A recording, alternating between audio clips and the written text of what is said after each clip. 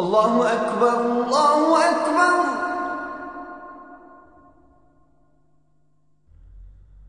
الله أكبر الله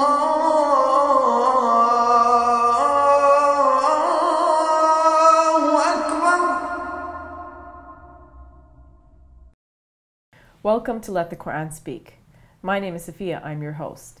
The aim of Let the Quran Speak is to help you gain deeper insights into Muslims and Islam as it is practiced here and in other parts of the world. In this episode, we'll be looking at glorifying motherhood. Motherhood is a highly respected station in Islam, and many girls and women are taught to aspire towards it. Is it possible for a Muslim woman to choose not to have children? Is it selfish to not want children? And is a woman considered less worthy if she does not have children? Before we get to that topic, the future of religion. In the past, Western thinkers assumed that religion would decline as modernity, secularism, and rationalism flourished. In many parts of the world, religion remains important. However, notions of religion continue to evolve. How has religion changed, and what aspects have stayed the same? What are the challenges and opportunities that confront religious leaders and believers? Now, Brother Shabir, welcome to Let the Quran Speak. Pleasure to be on. Now, let's deal with the religion topic first and discuss what has changed or what has stayed the same with religion. Well, let's think about what has stayed the same. What has stayed the same is the deep sense in human beings that we're not alone. We're searching for intelligent life. We're searching for the origins of the universe. We want to know how things came to be like this, how we came to exist here, and who are we really, essentially? Are we just simply a physical body, or are we body and soul? We know that we have a mind. Can this mind survive death? Are we just simply going to live here and then die? Does that really seem like a fulfilling life? Does it look like everything has been put into place? We have the right amount of oxygen in the air just simply to keep us alive so that eventually we die and that's the end of it? So there are these big questions of life which will not go away. Is there a God? Do you think people still care about those questions? Or care to ask those questions? Yes. Maybe at a certain time in a person's life, these questions are not so very important. When a person gets to the mid-teenage years, one starts to ask, like, who am I really? And people start picking directions. Many become religious precisely at that point, but many feel that this is a time for enjoyment. The hormones are very active. People sometimes get lost in the pleasures of this world. But then when people reach midlife, when they have children of their own, they start thinking about these big questions in life. They ask, where am I heading? And is my life really fulfilled? Did I get what I want with all my indulgence in youthful pleasures? So these questions are perennial and they will not go away. They're here to stay. And that's one aspect of religion that does not seem to change and will not change. Mm-hmm. What has changed and what has evolved? Well, what has changed and what will continue to evolve is our understanding of our place in the universe and how our religion needs to speak to these to this broader understanding. Today we realize that the Earth is only a tiny speck in our galaxy, and our galaxy itself is only one of 100 billion galaxies out there. So we're like just a little, just one grain of sand on a seashore, and there are many such seas with their shores.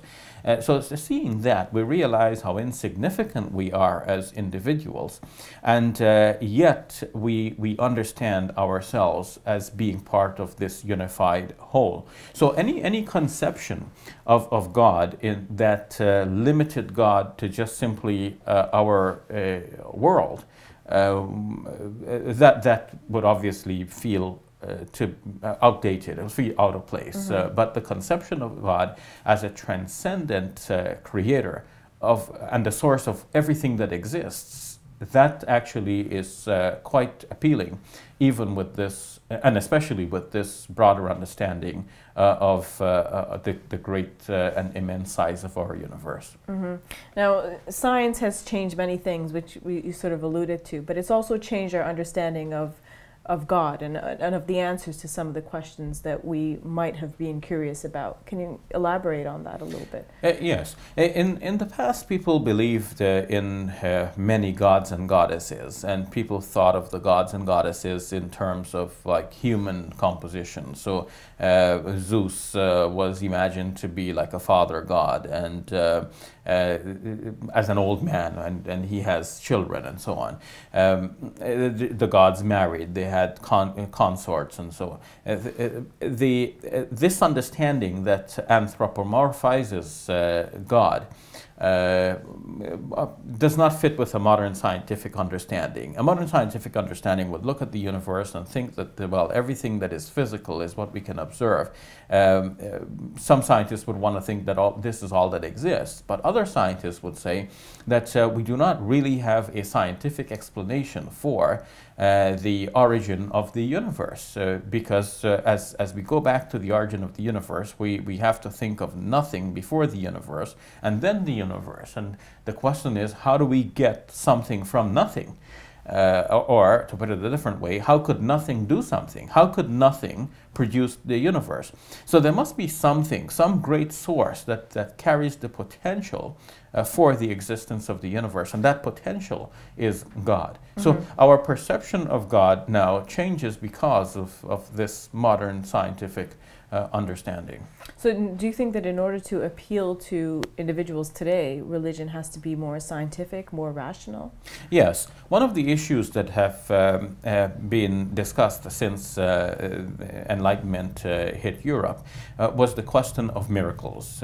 We do not see the kinds of miracles that are reported in classical scriptural works being repeated today. You know, sometimes we hear of a miracle, like a miraculous birth of a baby, the miraculous rescue of a person who, by all appearances, should have died in a certain gross accident, and yet the person survives. But these are, I might say, soft miracles, as opposed to the kind of hard miracles that we read about in the ancient scriptures.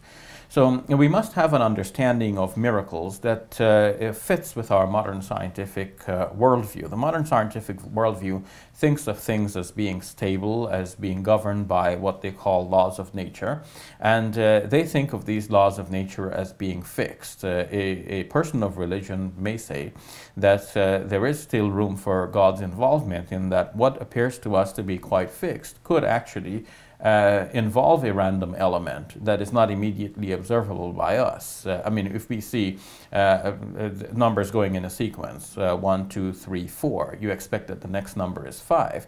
But what if we didn't get to 5 yet and the next number is actually 6? What if we'll go through the numbers 1 up to 6,742, and then the next number is actually 6,744, skipping the 3. So the fact that we didn't get there yet doesn't mean that it has to be there. In other words, things may appear to be orderly up to a certain point as far as we can observe, and yet there is a possibility that God can do something different the next moment. And that is the belief that believers carry with them, even with a modern scientific understanding. Okay, Brother Shabir, what are the challenges and that believers face, and I guess that leaders of religious congregations face as well? Well, one of the challenges that believers face is to see their religion within the modern scientific worldview. Many religions have been presented without this scientific insight. And many of the ordinary believers are steeped in science. They are involved in the world. They're using technology. And they want to know, how does our faith respond to these changing circumstances with this massive technological explosion within the last couple of decades. They want to see their religion discussed on Facebook. They want to be able to Twitter about their faith, and so on. So the challenge that religious leaders face is, how do they interpret their classical traditions with this new scientific scientific insight. They have to show a connection and a bridge.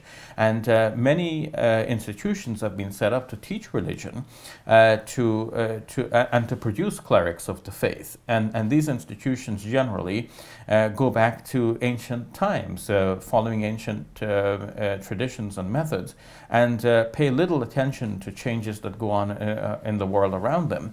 And this was possible to be this way for many centuries, because the changes in society were very gradual. The changes we're expecting now are sudden, they're exponential, and they cannot I guess be ignored. people are on the internet, right? They're exploring religion for themselves, so it's kind of democratized the authority of religion. True. So this is one of the challenges that religious authorities face. They will find that they do not have the automatic authority and the right to rule people and to legislate for them. Yeah. They have to gain that authority and trust by actually helping people to understand their faith. So they have to speak in terms of reason. They have to produce evidence and proof for what they believe, and help people, convince them that this is right, rather than just simply tell people that this is what they have to believe and this is what they ought to do. And I guess now people are asking more critical questions and demanding more of religion in some ways, asking what it has to say about inequality, for example, or different other problems that one might face. Yes. So the future of religion will actually evolve. Religion will evolve in the future. It will become more women-friendly. It'll become more egalitarian. It will make more sensible use of technology. The rituals that were specific to time and place will become more universal. In terms of the Muslim prayer, for example, now we're thinking about the possibility of Muslims living elsewhere other than Earth. For example, what if we could colonize the moon or some other distant planet? How would we regulate the time of the prayer, which so far as we know has always been regulated based on Earth's observation or an Earthling's observation of the positions of the sun. How would the times of prayer be affected if we were somewhere else? Would we follow a chart that is produced from an Earthling's observation, for example? And do you think religious faith will be just as strong carrying forward? Or will it become diluted over time? I think the faith would just be strong. It would be expressed in a different way, and it should be expressed in a different way over time. But because the enduring questions are very basic to our being, who is God? Does God exist? Are we spirit? And would our spirit continue to exist after death? Because of the enduring nature of these questions, faith will remain strong, but it will continue to be expressed differently over time. All right, thank you for that, Brother Shabir. You're welcome. We'll take a break. When we return, we will deal with Islam and motherhood.